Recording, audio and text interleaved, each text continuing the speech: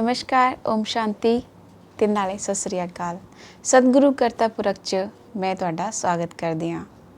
पिछले कड़ी च असीं गल करिया करदे थे कर्म ते कर्मों दी गहन गति। अज असीं गल करूँगे योग बल ते नाले भोग बल। योग बल की हुंदा ते नाले भोग बल की हुंदा। आइए ਇਹ ਪ੍ਰਸ਼ਨ ਦਾ ਹੱਲ करने वास्ते ਸਾਡੇ ਨਿਰਵੈਰ ਭਾਈ ਸਾਹਿਬ ਦਾ ਸਤਿਗੁਰੂ ਕਰਤਾ ਪੁਰਖ 'ਚ ਅਸੀਂ ਸਵਾਗਤ ਕਰਦੇ ਹਾਂ। ਸਤਿਗੁਰੂ ਕਰਤਾ ਪੁਰਖ 'ਚ ਪ੍ਰੇਮ ਪੂਰਵਕ ਤੁਹਾਡਾ ਬਹੁਤ ਬਹੁਤ ਸਵਾਗਤ ਹੈ ਭਾਈ ਸਾਹਿਬ। ਧੰਨਵਾਦ ਜੀ। ਓਮ ਸ਼ਾਂਤੀ ਜੀ। ਸਤਿ ਸ੍ਰੀ ਅਕਾਲ। ਹਾਂਜੀ ਭਾਜੀ, ਸਭ ਤੋਂ ਪਹਿਲਾਂ ਇੱਕ ਗੱਲ ਪੁੱਛਣਾ ਚਾਹੁੰਦੀ ਹਾਂ ਮੈਂ ਤੁਹਾਡੇ ਵਰਗੋਂ ਕਿ ਜਿੱਦਾਂ ਅਸੀਂ ਪ੍ਰਸ਼ਨ ਪੁੱਛਦੇ, ਇਹ ਸਾਰੇ ਪ੍ਰਸ਼ਨਾਂ ਦਾ ਹੱਲ ਤੁਹਾਡੇ ਮਨ 'ਚ ਜਦ ਮੈਂ ਪ੍ਰਸ਼ਨ ਪੁੱਛਦੀ ਉਸ ਸਮੇਂ ਉਹਦਾ ਹੱਲ ਹੁੰਦਾ ਜਾਂ ਪਹਿਲੇ ਤੇ ਹੀ ਕੁਝ? ਕਿਉਂਕਿ ਮੇਰਾ ਤੁਹਾਡਾ ਕੋਈ ਡਿਸਕਸ਼ਨ ਹੋਇਆ ਨਹੀਂ ਅੱਜ ਦਿਨ ਤੱਕ ਕਿ ਹਰ ਪ੍ਰਸ਼ਨ ਦਾ ਹੱਲ ਤੁਸੀਂ ਬਿਲਕੁਲ ਇੱਕ ਸੁਭਾਵਿਕ ਰੂਪ 'ਚ ਹੋ ਜਾਂਦਾ। ਹਾਂਜੀ ਉਹੀ, ਕਿਉਂਕਿ ਲਾਈਫ ਲੌਂਗ ਐਕਸਪੀਰੀਅੰਸ ਹੈ, ਇੱਕ ਦਿਨ ਦਾ ਨਹੀਂ, ਜੀ ਜੀ, ਇੱਕ ਹਫ਼ਤੇ ਦਾ ਨਹੀਂ ਹੈ, ਇੱਕ ਮਹੀਨੇ ਦਾ ਨਹੀਂ ਹੈ, ਜੀ, ਇੱਕ ਸਾਲ ਦਾ ਨਹੀਂ ਹੈ, 10 ਸਾਲ ਦਾ ਨਹੀਂ ਹੈ, ਜੀ ਜੀ, 61 ਸਾਲ ਦਾ ਹੀ। ਕਿਉਂਕਿ ਅਲੱਗ-ਅਲੱਗ ਟੋਪੀ ਲੈ ਕੇ ਮੈਂ ਤੁਹਾਡੇ ਵਰਗੋਂ ਆਉਂਦੀ ਹਾਂ ਔਰ ਉਹ 'ਚ ਬਹੁਤ ਸਾਰੇ ਕੁਐਸਚਨ ਹੁੰਦੇ, ਪ੍ਰਸ਼ਨ ਹੁੰਦੇ ਬਹੁਤ। ਤੁਸੀਂ ਇਹ ਸੋਚ ਸਕਦੇ ਹੋ ਜੀ ਕਿ ਅਸੀਂ ਗੋਡਲੀ ਸਟੂਡੈਂਟ ਲਾਈਫ ਜਦੋਂ ਤੋਂ ਸ਼ੁਰੂ ਕੀਤੀ, ਜੀ, ਟੂ ਬੀ ਐਗਜ਼ੈਕਟ 1 February 1959,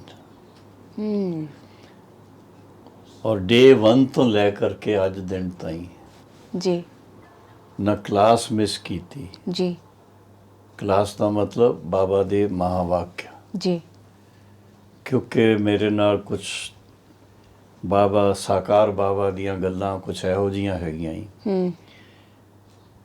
ਕਿ ਜਿਹਦੇ ਕਾਰਨ ਬਾਬਾ ਨੇ ਜਿਹੜਾ ਮੈਨੂੰ ਪਰਸਨਲੀ ਅਟੈਂਸ਼ਨ ਦਿੱਤਾ, ਜੀ, ਉਹਦੇ ਕਰਕੇ ਮੇਰੀ ਜਿਹੜੀ ਈਸ਼ਵਰੀ ਜੀਵਨ ਹੈ ਇਸ ਨੂੰ ਮੋਲਡ ਕਰਨ 'ਚ ਉਹਨਾਂ ਦਾ ਬਹੁਤ ਵੱਡਾ ਰੋਲ ਹੈ। ਵੈਸੇ ਤਾਂ ਸਾਰਿਆਂ ਦੇ ਵਾਸਤੇ ਹੈ, ਪਰ ਪਰਸਨਲੀ ਕਿਉਂਕਿ ਮੈਂ ਅਜੇ 3 ਮਹੀਨੇ ਹੋਏ ਸੀ ਜੀ, ਗਿਆਨ ਲੈਂਦੇ ਹੋਏ, ਬੰਬੇ ਦੀ ਗੱਲ ਹੈ। ਔਰ ਉਸ ਵੇਲੇ ਸਾਡਾ ਜਹਾਜ਼ ਜਿਹੜਾ ਸੀ ਉਹ ਰਿਪੇਅਰਿੰਗ ਵਾਸਤੇ ਡਰਾਈ ਡੌਕ 'ਚ ਹੈਗਾ ਸੀ, ਜੀ, ਤੇ ਸਾਨੂੰ ਟਾਈਮ ਮਿਲਦਾ ਸੀ, ਅਸੀਂ 2-2 ਕਲਾਸ ਰੋਜ਼ ਕਰਦੇ ਸੀ। ਮਾਤੇਸ਼ਵਰੀ ਸਰਸਵਤੀ ਦਾ ਵੀ ਕਲਾਸ ਤੇ ਬਾਬਾ ਦਾ ਔਰ ਵੀ। ਫਿਰ ਬਾਬਾ ਦੀ ਮੁਰਲੀ ਸੁਣ ਜਾਂਦੇ ਇਹ ਸੀ। ਮੁਰਲੀ ਥੋੜਾ ਐਕਸਪਲੇਨ ਕਰੋਗੇ? ਕਿਉਂਕਿ ਇਤਨਾ ਤਾਂ ਸਾਨੂੰ ਮਾਲੂਮ ਹੈ ਕਿ ਸ਼ਿਵ ਪਰਮਾਤਮਾ ਦੇ ਵਚਨ ਹੈ, ਪਰ ਫਿਰ ਵੀ ਬ੍ਰਹਮਾ ਬਾਬਾ ਦੇ ਮੁੱਖ ਦੁਆਰਾ ਸਵੇਰੇ ਸਵੇਰੇ ਜਿਹੜੀ ਮਧੂਬਨ 'ਚ ਕਲਾਸ ਹੁੰਦੀ ਸੀ, ਜੀ, ਉਸ ਕਲਾਸ 'ਚ ਜੋ ਮਹਾਵਾਕਿਆ ਸ਼ਿਵ ਬਾਬਾ ਔਰ ਬ੍ਰਹਮਾ ਬਾਬਾ ਨੇ ਸੁਣਾਏ ਉਹ ਛਪ ਕਰਕੇ ਸਭ ਨੂੰ ਜਾਂਦੇ ਸੀ। ਤੇ ਮੈਨੂੰ ਵੀ ਬਾਬਾ ਨੇ ਅਰੇਂਜਮੈਂਟ ਕਰ ਦਿੱਤਾ ਸੀ ਕਿ ਸੈਂਟਰ ਤੋਂ ਇੱਕ ਕਾਪੀ ਮੇਰੇ ਕੋਲ ਵੀ ਆਏ ਔਰ ਉਹ ਮੈਂ ਸਵੇਰੇ ਮੈਡੀਟੇਸ਼ਨ ਕਰਕੇ ਅੱਧਾ ਘੰਟਾ ਸ਼ਿਪ ਤੇ, ਜੀ, ਔਰ ਫਿਰ ਮੁਰਲੀ ਪੜ੍ਹਦਾ ਸੀ। ਤੇ ਜਿੱਦਾਂ ਇਹ ਮੁਰਲੀਆਂ ਅਸੀਂ ਸਾਡੀ ਜਿਹੜੀ ਹੈ ਇਹ ਪੁਰਾਣੀ ਹੈ, ਲੇਕਿਨ ਜਿੱਦਾਂ ਅੱਜ ਕੀ ਮੁਰਲੀ ਸੁਣਦੀ ਤਾਂ ਇਹ ਲੱਗਦਾ ਇਹ ਸਾਡੇ ਵਰਗੋ ਚੱਲੀ ਵੀ। ਕਿਉਂਕਿ ਤੁਸੀਂ ਇਹ ਜਾਣਦੇ ਹੋ ਪਹਿਲੀ ਗੱਲ ਕਿ ਕਿਹਦੇ ਮਹਾਵਾਕਿਆ ਹੈਗੇ, ਕੋਈ ਜੀ ਜੀ ਰਵਾਜੀ ਵਿਅਕਤੀ ਦੇ ਨਹੀਂ ਹੈ। ਸਰਵ ਸ਼ਕਤੀਵਾਨ ਗਿਆਨ ਸਾਗਰ ਜੀ ਪਰਮ ਪਿਤਾ ਪਰਮਾਤਮਾ ਸ਼ਿਵ, ਉਹਨਾਂ ਦੇ ਮਹਾਵਾਕਿਆ ਬ੍ਰਹਮਾ ਬਾਬਾ ਦੇ ਮੁੱਖ ਦੁਆਰਾ। ਕਿਉਂਕਿ ਆਤਮਾ ਵੈਸੇ ਸਿੱਧਾ ਤੇ ਗੱਲ ਨਹੀਂ ਕਰ ਸਕਦੀ, ਤੇ ਮਾਧਿਅਮ ਤੇ ਚਾਹੀਦਾ ਹੀ। ਜੀ ਜ਼ਰੂਰ। ਤੇ ਜਿਹੜਾ ਉਹਨਾਂ ਨੇ ਮਾਧਿਅਮ ਚੁਣਿਆ ਉਹਨਾਂ ਦਾ ਨਾਂ ਰੱਖਿਆ ਹੀ ਪਿਤਾ ਸ਼੍ਰੀ ਬ੍ਰਹਮਾ ਬਾਬਾ। ਤੇ ਬ੍ਰਹਮਾ ਬਾਬਾ ਦੇ ਨਾਲ ਮੇਰਾ ਪਰਸਨਲ ਕਨੈਕਸ਼ਨ ਬਹੁਤ ਅੱਛਾ ਰਿਹਾ। ਵਿਅਕਤੀਗਤ ਮਿਲਣ ਤੋਂ ਪਹਿਲੇ ਤੋਂ 15-16 ਦਿਨ ਹੀ ਹੋਏ ਸੀ ਜਦੋਂ ਅਸੀਂ ਪਹਿਲੀ ਚਿੱਠੀ ਬਾਬਾ ਨੂੰ ਲਿਖੀ ਸੀ। ਔਰ ਉਹ ਚਿੱਠੀ ਦੇ ਜਵਾਬ 'ਚ ਜੋ ਬਾਬਾ ਨੇ ਲਿਖਿਆ, ਉਹ ਤੇ ਸ਼ਬਦ ਬਹੁਤ ਸੋਹਣੇ ਸ਼ਬਦ ਹੈਗੇ ਸੀ। ਨੂਰੇ ਰਤਨ ਨਿਰਵੈਰ ਸ਼ੇਰ ਪ੍ਰਤੀ, ਨਿਰਵੈਰ ਸਿੰਘ ਨਾਂ ਸੀ। ਬਹੁਤ ਅੱਛੇ। याद प्यार बाप दादा का स्वीकार करना, पुत्र बच्चे का पाया हर्ष आया। अब जब बेहद के बाप को पहचाना है जी। तो उनसे 100% पवित्रता सुख शांति संपन्न दैवी स्वराज का ईश्वरी जन्म सिद्ध अधिकार प्राप्त करना है। जी जी। एक दिन बाप और बच्चे सन्मुख मिलेंगे। याद प्यार अपने दोस्तों को देना। मेरे साथ में हम लोग 7-8 दोस्त थे जो इकट्ठे क्लास करते थे। जी जी जी। नेवी थे। ਤੇ ਇਹ ਤੇ ਉਹਨਾਂ ਦਿਨਾਂ ਦੀ ਗੱਲਾਂ ਹੈ। ਤੇ ਉਸ ਦਿਨਾਂ ਤੋਂ ਲੈ ਕਰਕੇ ਜਦੋਂ, ਕਿਉਂਕਿ ਮੈਨੂੰ ਸ਼ਿਪ ਲਾਈਫ 'ਚ ਅਕੇਲੇ ਰਹਿ ਕਰਕੇ ਜੀ ਆਪਣਾ ਧਿਆਨ ਰੱਖਣਾ ਪੈਂਦਾ ਸੀ। ਤੇ ਉਹਦੇ ਵਾਸਤੇ ਬਾਬਾ ਨੇ ਜਿਸ ਤਰ੍ਹਾਂ ਮੈਨੂੰ ਸਿੱਖਿਆ ਦਿੱਤੀ ਕਿ ਬੱਚੇ ਸਵੇਰੇ ਅੱਧਾ ਘੰਟਾ ਮੈਡੀਟੇਸ਼ਨ ਕਰੋ ਔਰ ਉਸ ਤੋਂ ਬਾਅਦ ਮੁਰਲੀ ਪੜ੍ਹ ਲਓ, ਔਰ ਫਿਰ ਸਾਰਾ ਦਿਨ ਆਪਣੇ ਮਨ ਦੇ ਸੰਕਲਪ ਜਿਹੜੇ ਆ ਉਹਨਾਂ ਨੂੰ ਬਹੁਤ ਅੱਛਾ ਬਣਾ ਕੇ ਰੱਖੋ। ਵਿਵਹਾਰ 'ਚ ਤੁਹਾਡੇ 'ਚ ਬੜੀ ਸ਼ੁੱਧੀ ਚਾਹੀਦੀ ਆ। ਹਰ ਇੱਕ ਦੇ ਨਾਲ ਜਦੋਂ ਮਿਲੋ ਤੇ ਬੜਾ ਪਿਆਰ ਨਾਲ ਮਿਲੋ। ਔਰ ਫਿਰ ਸਾਥ ਇਨ ਬਿਟਵੀਨ ਬਾਬਾ ਨੂੰ ਯਾਦ ਕਰੋ, ਸ਼ਿਵ ਬਾਬਾ ਨੂੰ। ਔਰ ਸੌਣ ਤੋਂ ਪਹਿਲੇ ਆਪਣਾ ਚਾਰਟ ਲਿਖੋ। ਹਫਤੇ ਮੈਨੂੰ ਚਾਰਟ ਭੇਜਦੇ ਰਹਿਣਾ। ਉਹ ਇਸ ਤਰ੍ਹਾਂ ਬਾਬਾ ਨੇ ਉਸ ਵੇਲੇ ਸ਼ੁਰੂ ਕਰਾਇਆ ਸੀ। ਜੀ ਜੀ ਜੀ। ਤੇ ਉਹ ਜਿਹੜੇ 3 ਮਹੀਨੇ ਮੈਂ ਇਕੱਲਾ ਰਿਹਾ ਔਰ ਇਹ ਸਟੱਡੀ ਕਰਦਾ ਰਿਹਾ, ਉਹ ਮੇਰਾ ਸੰਸਕਾਰ ਬੜਾ ਅੱਛਾ ਪੱਕਾ ਹੋ ਗਿਆ। ਔਰ ਉਹ ਅੱਜ ਦਿਨ ਤਾਈਂ ਚੱਲਦਾ ਹੀ। ਮੈਂ ਕਦੀ ਇੱਕ ਦਿਨ ਵੀ ਸਵੇਰੇ ਬਾਬਾ ਦੀ ਯਾਦ ਔਰ ਮੁਰਲੀ ਦਾ ਅਭਿਆਸ ਨਾ ਕਰਾਂ ਤੇ ਉਹ ਮੈਨੂੰ ਚੈਨ ਨਹੀਂ ਦੇ। ਇਹੋ ਜਿਹਾ ਟਾਈਮ ਮੈਂ ਆਉਣ ਹੀ ਨਹੀਂ ਦਿੱਤਾ। ਨਹੀਂ ਤਾਂ ਮੈਨੂੰ ਪਤਾ ਹੀ ਕਿ ਉਹਦੇ ਕਾਰਨ ਮਨ 'ਚ ਕੀ ਉਥਲ ਪਥਲ ਹੋ ਜਾਏਗੀ। ਔਰ ਦੂਸਰਾ ਹੈ ਕਿ ਇੱਕ ਲਕਸ਼ ਹੀ ਇਹੋ ਜਿਹਾ ਬਾਬਾ ਨੇ ਦੇ ਦਿੱਤਾ। ਜੀ। ਗੁਰਬਾਣੀ 'ਚ ਆਉਂਦਾ ਹੀ ਮਾਨੁਸ਼ ਤੇ ਦੇਵਤਾ ਕੀ ਇਹ ਕਰਤ ਨਾ ਲਾਗੇ ਜੀ ਵਾਹ। ਜੀ ਜੀ। ਤੇ ਉਹਦਾ ਇਹ ਸਮੇਂ ਹੈਗਾ ਹੀ ਮਨੁੱਖ ਤੋਂ ਦੇਵਤਾ ਬਣਨ ਵਾਸਤੇ।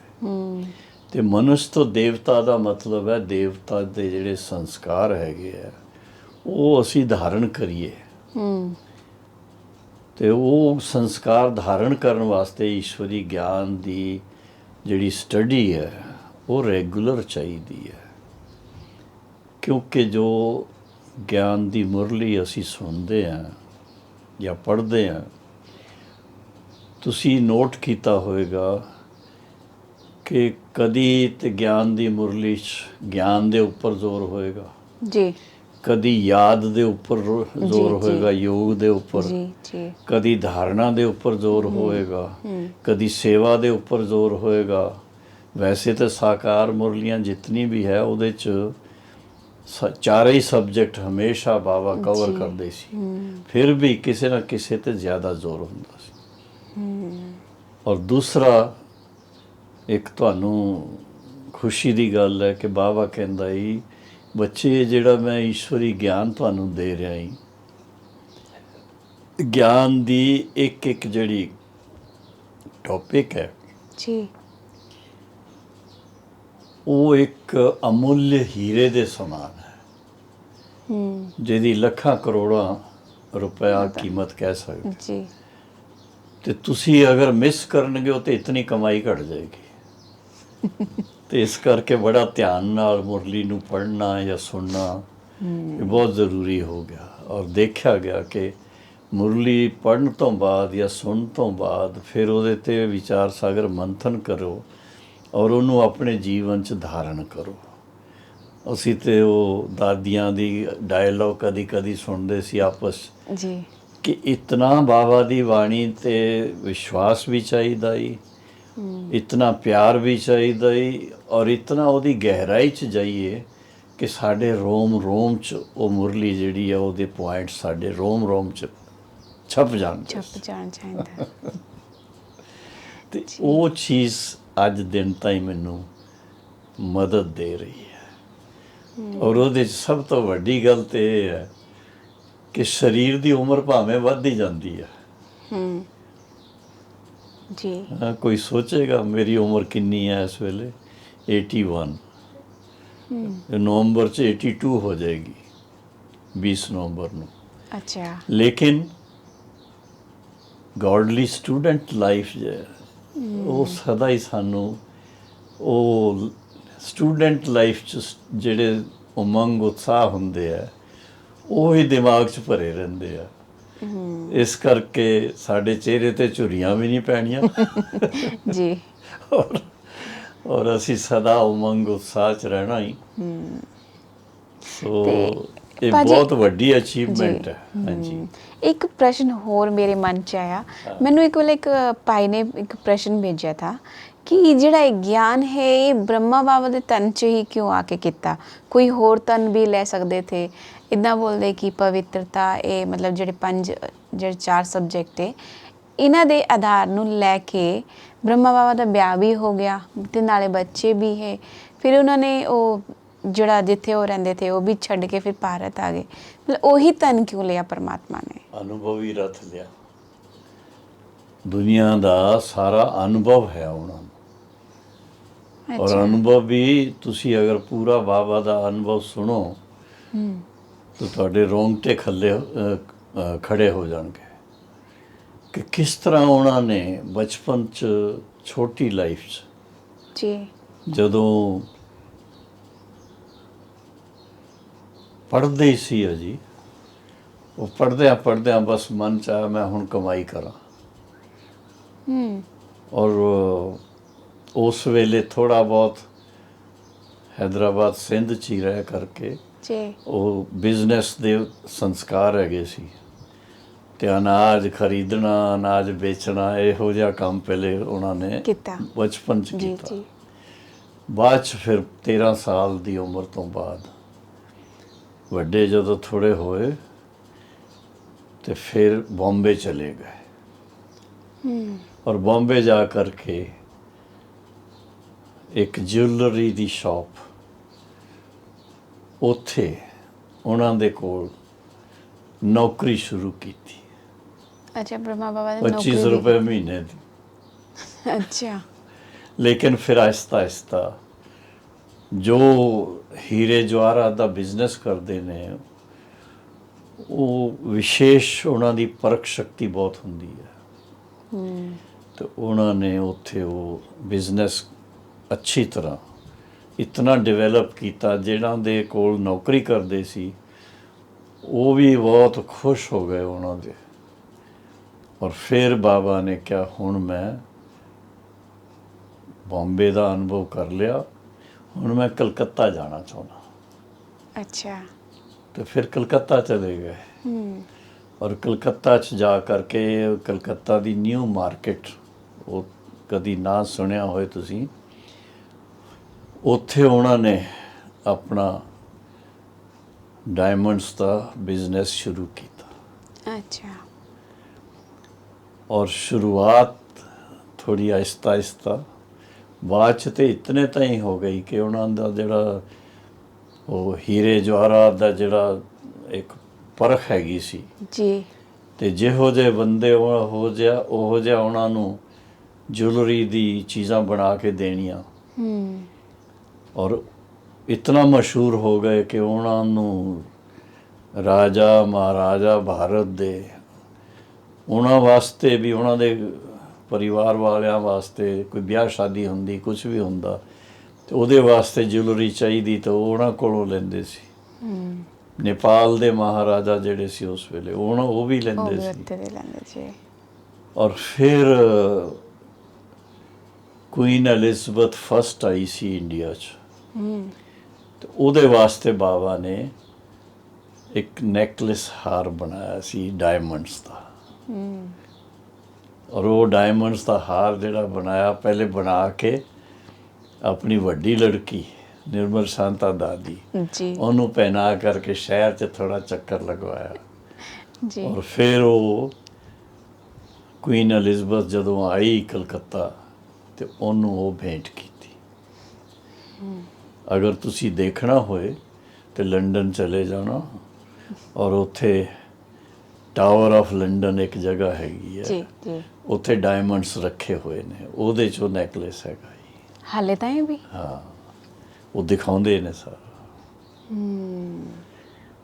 तो बाबा दी गल्लां ही दूसरियां। तो बाबा इतना अनुभवी, यानी देखो अनाज दे खरीद और फरोख्त तो ले करके इतने तक के क्वीन एलिज़ाबेथ फर्स्ट वास्ते डायमंड्स बनाना ये कोई छोटी गल है। तो इतना एक्सपीरियंस होना दा, एक सक्सैसफुल लाइफ, और बच्चों नूं भी बड़ा अच्छी तरह पालना दी, सब कुछ किया। लेकिन जदों ज्ञान मार्ग खुद आ गए, बच्चों नूं भी ज्ञान मार्ग ते आउण वास्ते प्रेरणा दी। उन्होंने काफी गुरु भी किते हुए थे। वो पहले कीते, अच्छा। एक कीता दूजा कीता, जदों ताईं भगवान नहीं मिलिया उदों ताईं गुरु ही करते रहे। जदों सतगुरु मिल गया फिर गुरु ने कहा हुण उस सतगुरु की मेहर तुहाडे दे उपर हो गई। बस जी, बहुत अच्छा भाई साहब, ਤੁਸੀਂ ਅੱਜ ਬ੍ਰਹਮਾ ਬਾਬਾ ਦੇ ਬਾਰੇ ਵਿੱਚ ਵੀ ਥੋੜਾ ਸਾ ਦੱਸਿਆ। ਅਸੀਂ ਗੱਲ ਕਰਦੇ ਯੋਗ ਬਲ ਤੇ ਭੋਗ ਬਲ ਦੀ। ਸਤਯੁਗ ਚ ਕਿਆ ਦੇਵੀ ਦੇਵਤਾ ਤੇ ਮਨੁੱਖ ਦੀ ਪਹਿਚਾਨ ਇੱਕ ਜਿਹੀ ਹੋਣੀ? ਇਹ ਤੁਸੀਂ ਜਾਣਦੇ ਹੋ ਵੀ ਮਨੁੱਖ ਤੇ ਮਨੁੱਖ ਹੀ ਹੋਏਗਾ ਨਾ ਜੀ।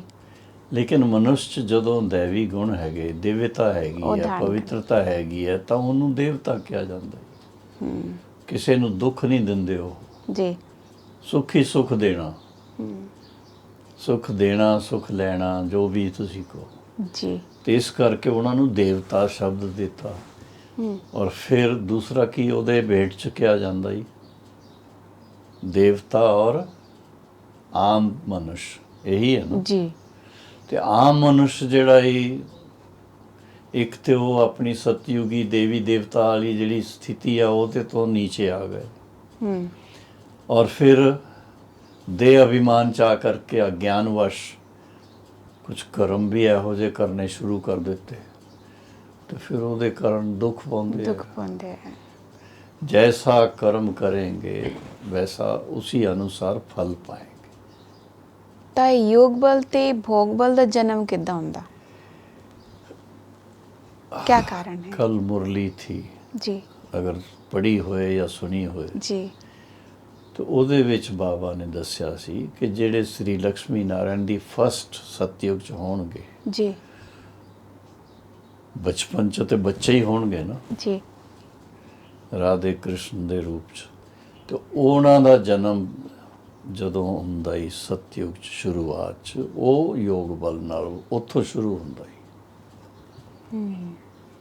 ਹੁਣ ਇਹ ਤੁਸੀਂ ਮੇਰੇ ਕੋਲੋਂ ਸਾਇੰਟੀਫਿਕਲੀ ਪੁੱਛੋ ਕਿਸ ਤਰ੍ਹਾਂ ਹੁੰਦਾ ਹੈ, ਉਹ ਮੈਨੂੰ ਨਹੀਂ ਪਤਾ।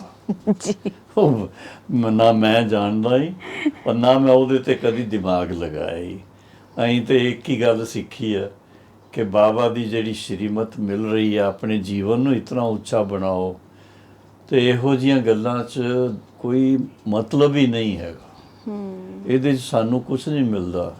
ਉੱਥੇ ਜਨਮ ਕੌਣ ਲੈ ਰਿਹਾ, ਕਿਸ ਤਰ੍ਹਾਂ ਲੈ ਰਿਹਾ, ਕੌਣ ਉਹ ਬੱਚੇ ਨੂੰ ਦੇਖੇਗਾ, ਉਹਦੀ ਦਾਈ ਕੌਣ ਹੋਏਗੀ, ਉਹਦੀ ਨਰਸ ਕੌਣ ਹੋਏਗੀ, ਉਹਦੇ ਵਾਸਤੇ ਮੈਨੂੰ ਕੋਈ ਜ਼ਰੂਰਤ ਨਹੀਂ ਸੋਚਣ ਦੀ। ਠੀਕ ਹੈ। ਇਸ ਗੱਲ 'ਚ ਵੀ ਇੱਕ ਗੱਲ ਹੋਰ ਪੁੱਛਦੀ ਹਾਂ। ਬਾਬਾ ਬੋਲਦੇ ਕਿ 16108 'ਚ ਜਿਹੜੇ ਪ੍ਰਿੰਸੈਸ ਹੁੰਦੇ, ਸ਼ਾਇਦ ਤੁਹਾਨੂੰ ਪਤਾ ਹੋਣਾ, ਜਿਹੜੇ ਐਡਵਾਂਸ 'ਚ ਗਏ ਕਿ ਉਹਨਾਂ 'ਚ ਵੀ ਉਹ 16108 'ਚ ਤੁਸੀਂ ਵੀ ਉਹਦੇ 'ਚ ਹੈਗੇ ਹੋ ਨਾ। ਇਤਨਾ ਅੱਛਾ ਪੁਰਸ਼ਾਰਥ ਤਾਂ ਹਾਲੇ ਕੀਤਾ ਵੀ ਨਹੀਂ। ਲੋ ਹੋਰ ਕੀ ਕਰਨਾ ਹੀ। ਦੇਖੋ ਪੁਰਸ਼ਾਰਥ 'ਚ ਸਭ ਤੋਂ ਵੱਡੀ ਗੱਲ ਹੈ ਜੀ ਨਿਸ਼ਚੈ ਬੁੱਧੀ। ਜੀ ਜਿਸ ਨੂੰ ਇਸ ਚੀਜ਼ ਦਾ ਪੱਕਾ ਨਿਸ਼ਚੈ ਹੈ ਕਿ ਅਸੀਂ ਜਿਹੜਾ ਈਸ਼ਵਰੀ ਗਿਆਨ ਸਾਨੂੰ ਮਿਲ ਰਿਹਾ ਹੈ, ਔਰ ਅਸੀਂ ਉਹਦੇ ਅਨੁਸਾਰ ਆਪਣੇ ਜੀਵਨ 'ਚ ਧਾਰਨਾ ਕਰਕੇ ਆਪਣੇ ਜੀਵਨ ਨੂੰ पवित्र पावन बना रहे हैं और देवता बनने की वो तैयारी हो रही है, तो वो वारिस बन जाते हैं, सतयुग दे दुनिया दे वारिस। जी। और दूसरा है कि जदों एक बार निश्चय कर लिया ना तो विजय है ही है। फिर ये निश्चय बुद्धि विजय विजयंते। प्रैक्टिकल। लेकिन विजय लड़ाई ते बिना तो हुंदी नहीं है ना। जी। तो फिर वो जो साढ़े पुराने कोई संस्कार हैगे या नैगेटिव गल्लां हैगियां ही वो सामने आउणगियां। ਉਹਨੂੰ बाबा बड़े अच्छे शब्दों च कहता है, माया कोई ना कोई रूप लै करके आएगी। जी जी जी। लेकिन ईश्वरी ज्ञान दी बुद्धि जिन्हों मिली हुई है, वो ज्ञान बुद्धि वाला जो भी आत्मा, चाहे भाई चाहे भैन, वो परख लेंदा ही। ਉਹਦੀ परख शक्ति बहुत तिखी हुंदी और परख करके ਇਹੋ ਜਿਹਾ राइट डिसीजन ਲਏਗਾ कि ਉਹਨੂੰ ਧੋਖਾ नहीं दे सकती माया। और ਧੋਖਾ अगर ਦਿੱਤਾ भी होए तो ਉਹਦੀ ਕਰੈਕਸ਼ਨ कर ਲੈਣਗੇ। कभी ਗੱਡੀ ਚਲਾਉਂਦੇ ਚਲਾਉਂਦੇ ਨਹੀਂ एक रोड तो दूजे रोड ते चली जाईदा ही, फिर कोर्स करैक्शन करनी पैंदी है। जी जी। वो कदी पुरुषार्थ च थोड़ी बहुत ऊंचाई नीचाई आउंदी है। कादे वास्ते आउंदी है? अनुभवी बनाउण वास्ते। ਤੁਹਾਨੂੰ पता लगता ही कि जदों असी यथार्थ पुरुषार्थ कर रहे हैं श्रीमत के अनुसार जी, तो कितना सुख और शांति मन च रहिंदी है। और जदों थोड़ा जा भटक जाने हैं तो फिर कशमकश चलती दिमाग च, नींद नहीं आएगी, फिर जी जी जी जी। मन नहीं लगेगा, हिम्मत हार जाने कदी कदी। जी। ये भी हुंदा ही। लेकिन अगर तुसी ये निश्चय कर लिया कि कुछ भी हो जाए, असी माया जीत बनना ही है बस। जगत जीत बनने वास्ते माया जीत बनना जरूरी है। माया जीते जगत जीत। वो तो कहते हैं मन जीते जगत जीत। मन च भी क्या, मन च माया आउंदी है। माया जीते जगत जीत। जी, बहुत अच्छा। ते क्या विषय भोग जिया ये स्वाभाविक आ? नहीं, वो 63 जन्म तो जेड़े ਇਹਦੇ ਚ फस गए ना, तो वो लगता स्वाभाविक है पर है नहीं है। ये जीवन दे ये नेचुरल नहीं है, अननेचुरल है। तो क्या ये जीवन अगर स्वाभाविक नेचुरल होए ना तो फिर उस तो बाद तो बड़ा मन सुखी चाहिए, खुश रहना चाहिए। पर ਉਹਦੇ ਚ देखा ही कि अगर कोई उल्टा सुलटा काम करते ने टैंपरेरी, भावें उन्होंने थोड़ा जा उस वेले इंज लगेगा वाह, लेकिन बाद च फिर अंदर खाएगा, दिल खाएगी, पश्चाताप होएगा। तो वो फिर बाबा पहले समझाते पे, ज्ञानी तो आत्मा बन के अपना हर एक काम करो। पहले तो सारी गल्लां नूं देख करके फिर डिसीजन मेकिंग करो ताकि तुसी धोखा ना खाओ। तो योग बल ते असी क्या क्या काम कर सकते और क्या क्या हो सकता? भाई आप बाप समान बन जाओ, बाकी गल्लां बाद च हो जाणगियां। वो भी तो याद योग ही। बल का मतलब ही है कि परमात्मा दे नाल मन लगा करके उन्हां दी जेड़े गुण हैगे आ, उन्हां दे जेड़े शक्तियां हैगियां, वो आत्मा धारण कर ले, तां ही वो उस माला च आ सकदे आ। विजयंती माला कहंदे आ ना, जी वैजंती माला। वैजंती माना विजय पाउण वाले। जी। किस चीज ते विजय? माया माया जीत जगत जीत। जगत जीत। जी। ते क्या सतयुग च असी कोई जयंती वगैरह मना सकते, जिद्दां असी बोलते शिव जयंती आए, कृष्ण जयंती है, ये सब? ਉੱਥੇ ਕੋਰੋਨੇਸ਼ਨ ਡੇ ਮਨਾਉਂਦੇ ਆ। श्री लक्ष्मी श्री नारायण ਦਾ ਜਿਹੜਾ ਉਹ ਹੁੰਦਾ ਨਾ ਰਾਜ ਸ਼ੁਰੂ ਹੁੰਦਾ ਹੀ ਹੂੰ ਤੇ ਡੇ 1 ਉਸ ਤੋਂ ਲੈ ਕਰਕੇ ਉਹ ਕੋਰੋਨੇਸ਼ਨ ਡੇ, ਫਿਰ ਜਦੋਂ ਦੂਸਰੇ ਗੱਦੀ ਤੇ ਬੈਠਣਗੇ ਫਿਰ ਉਹਨਾਂ ਦਾ ਕੋਰੋਨੇਸ਼ਨ ਡੇ, ਫਿਰ ਤੀਸਰੇ ਬੈਠਣਗੇ, ਇਸ ਤਰ੍ਹਾਂ ਅੱਛਾ, ਜਨਮ ਵਾਈਜ਼ ਜਨਮ ਜਾਂ ਫਿਰ ਗੱਦੀ ਵਾਈਜ਼? ਗੱਦੀ ਵਾਈਜ਼। ਜਿਹੜਾ ਕੋਈ ਹੈ ਨਹੀਂ ਕਿ ਜਯੰਤੀ ਵਗੈਰਾ। ਜੀ ਭਾਈ ਸਾਹਿਬ, ਜਯੰਤੀ ਵਗੈਰਾ ਮਨਾਈ ਦੀ ਕਿਉਂ ਹੈ? ਇੱਕ ਪਾਸੇ ਹੈ ਭਗਤੀ ਮਾਰਚ, ਬਈ ਪਰ ਉਹ ਬਜ਼ੁਰਗਾਂ ਨੂੰ ਜਾਂ ਵੱਡਿਆਂ ਨੂੰ ਜਾਂ ਪਰਮਾਤਮਾ ਨੂੰ ਇੱਕ ਉਹਨਾਂ ਦੇ ਪ੍ਰਤੀ ਆਪਣੀ ਰਿਸਪੈਕਟ ਦਿਖਾਉਣ ਵਾਸਤੇ ਔਰ ਉਹਨਾਂ ਨੂੰ ਯਾਦ ਕਰਨ ਵਾਸਤੇ ਔਰ ਉਹਨਾਂ ਤੋਂ ਵਰਦਾਨ ਲੈਣ ਵਾਸਤੇ। ਜਦੋਂ ਸਤਯੁਗ ਤ੍ਰੇਤਾ 'ਚ ਹੈਗਾ ਤਾਂ ਤੁਸੀਂ ਖੁਦ ਹੀ ਵਰਦਾਨੀ ਹੈ, ਤੁਹਾਨੂੰ ਕੋਈ ਵਰਦਾਨ ਚਾਹੀਦਾ ਨਹੀਂ।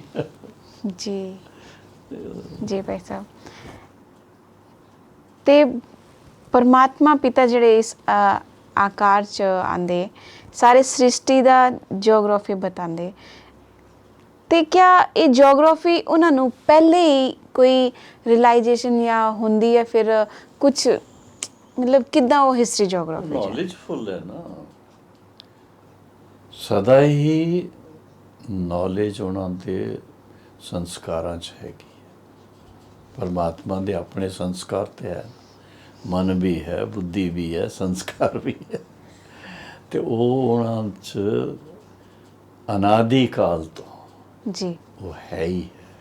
ਉਹ ਪੂਰਾ ਵਰਲਡ ਦੀ ਹਿਸਟਰੀ ਜਿਓਗ੍ਰਾਫੀ ਸਭ ਕੁਝ, ਜਿਸ ਤਰ੍ਹਾਂ ਬਾਪ ਹੋਏ ਨਾ, ਗ੍ਰੈਂਡਫਾਦਰ ਹੋਏ ਜਾਂ ਤੇ ਫਾਦਰ ਨੂੰ ਆਪਣੇ ਸਾਰੇ ਬੱਚਿਆਂ ਦੀ ਪੂਰੀ ਜਾਣਕਾਰੀ ਹੁੰਦੀ ਹੈ, ਕੀ ਕਰਦੇ ਨੇ, ਇਹਨਾਂ 'ਚੋਂ ਕੌਣ ਹੁਸ਼ਿਆਰ ਹੈ, ਕੌਣ ਨਹੀਂ ਹੁਸ਼ਿਆਰ ਹੈ, ਕੌਣ ਕਿਸ ਲਾਇਕ ਹੈ, ਕੌਣ ਕਿਸ ਲਾਇਕ ਹੈ, ਸਭ ਪਤਾ ਹੁੰਦਾ। इतनी सारे आत्मा दा, बस यही तो परमात्मा और आत्माओं में अंतर है। और फिर नाले 4 युग भी सब लेकिन वो सब कुछ ਉਹਨਾਂ ਦੇ ਸੰਸਕਾਰਾਂ 'ਚ ਰਿਕਾਰਡਡ ਹੈ। ਜਦੋਂ ਜਿਸ ਚੀਜ਼ ਦੇ ਬਾਰੇ 'ਚ ਕੁਝ ਗੱਲ ਕਰਨੀ ਆ, ਉਹ ਉਸ ਵੇਲੇ ਇਮਰਜ ਹੋ ਜਾਂਦੇ ਆ।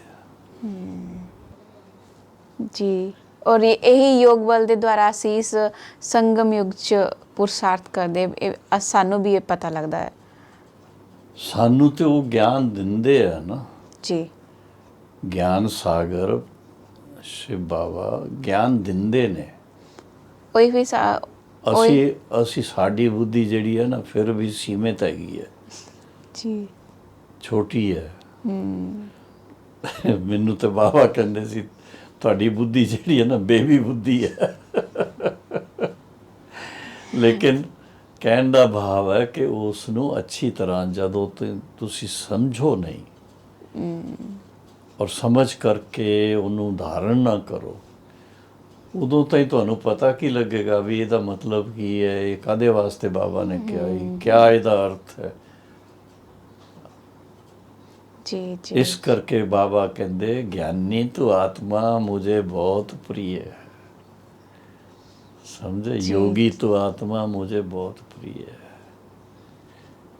दिव्य गुण संपन्न आत्मा मुझे बहुत प्रिय है। ਜੀ ਭਾਈ ਸਾਹਿਬ, ਹੋਰ ਦੱਸੋ। ਜੀ ਭਾਈ ਸਾਹਿਬ, ਬਹੁਤ ਅੱਛਾ। ਅੱਜ ਤੁਸੀਂ ਯੋਗ ਬਲ ਤੇ ਭੋਗ ਬਲ ਦੇ ਬਾਰੇ 'ਚ ਸਾਨੂੰ ਦੱਸਿਆ। ਭੋਗ ਬਲ ਦੇ ਬਾਰੇ 'ਚ ਮੈਂ ਕੁਝ ਨਹੀਂ ਦੱਸਿਆ, ਨਾ ਮੈਂ ਉਹਦੇ ਬਾਰੇ 'ਚ ਦੱਸਣਾ ਚਾਹੁੰਦਾ, ਨਾ ਮੈਂ ਸੋਚਣਾ ਚਾਹੁੰਦਾ ਹੀ, ਕਿਉਂਕਿ ਭੋਗ ਬਲ ਦੋ ਸ਼ਬਦਾਂ 'ਚ ਭੋਗ ਬਲ ਕੀ ਹੁੰਦਾ? ਭੋਗ ਬਲ ਮਾਨਾ 5 ਵਿਕਾਰਾਂ ਦੇ ਵਸ਼ ਹੋ ਕਰਕੇ ਜੋ ਕੁਝ ਵੀ ਕਰਦੇ ਨੇ। ਅੱਛਾ, ਸੰਤਾਨ ਉਤਪत्ति ਵੀ ਹੈ ਉਹਦੇ 'ਚ, ਔਰ ਇਸੇ ਤਰ੍ਹਾਂ ਹੀ ਕਮਾਈ ਵੀ ਹੈ। ਉਹ ਭੋਗ ਬਲ ਹੋਇਆ। ਮਤਲਬ ਕਾਮ, ਕ੍ਰੋਧ ਔਰ ਲੋਭ, ਇਹ 3 ਵਿਸ਼ੇਸ਼ ਭੋਗ ਬਲ ਇਹੋ ਜਿਹੇ ਅਵਗੁਣ ਹੈਗੇ ਆ ਜਿਹੜੇ ਦੁਆਪਰ ਕਲਯੁਗ 'ਚ ਜ਼ਿਆਦਾ ਆ ਜਾਂਦੇ ਨੇ। ਦੁਆਪਰ 'ਚ ਵੀ ਘੱਟ ਹੀ ਹੁੰਦੇ ਆ, ਕਲਯੁਗ 'ਚ ਜ਼ਿਆਦਾ ਹੈ। ਜੀ ਜੀ ਜੀ, ਉਹ ਜਿਸ ਤਰ੍ਹਾਂ ਪ੍ਰੈਕਟੀਕਲ ਦੇਖਦੇ ਹੋ ਤੁਸੀਂ, ਲੋਕ ਕਿਸ ਗੱਲਾਂ ਦੇ ਪਿੱਛੇ ਜਾ ਰਹੇ ਨੇ ਰੋਜ਼, ਤੇ ਇਸ ਕਰਕੇ ਮੈਂ ਉਹ ਟੌਪਿਕ ਨੂੰ ਟੱਚ ਨਹੀਂ ਕਰਦਾ। ਤੁਹਾਡਾ ਵੀ ਬਹੁਤ ਬਹੁਤ ਧੰਨਵਾਦ, ਸੁਣਨ ਵਾਲਿਆਂ ਦਾ ਵੀ ਬਹੁਤ ਬਹੁਤ ਧੰਨਵਾਦ। ਔਰ ਉਮੀਦ ਹੈ ਕਿ ਇਸ ਦਾ ਬਹੁਤ ਬਹੁਤ ਲਾਭ ਲੈ ਕਰਕੇ ਤੁਸੀਂ ਆਪਣੇ ਜੀਵਨ 'ਚ ਸਦਾ ਸੁਖੀ ਰਹਿਣਗੇ। ਓਮ ਸ਼ਾਂਤੀ।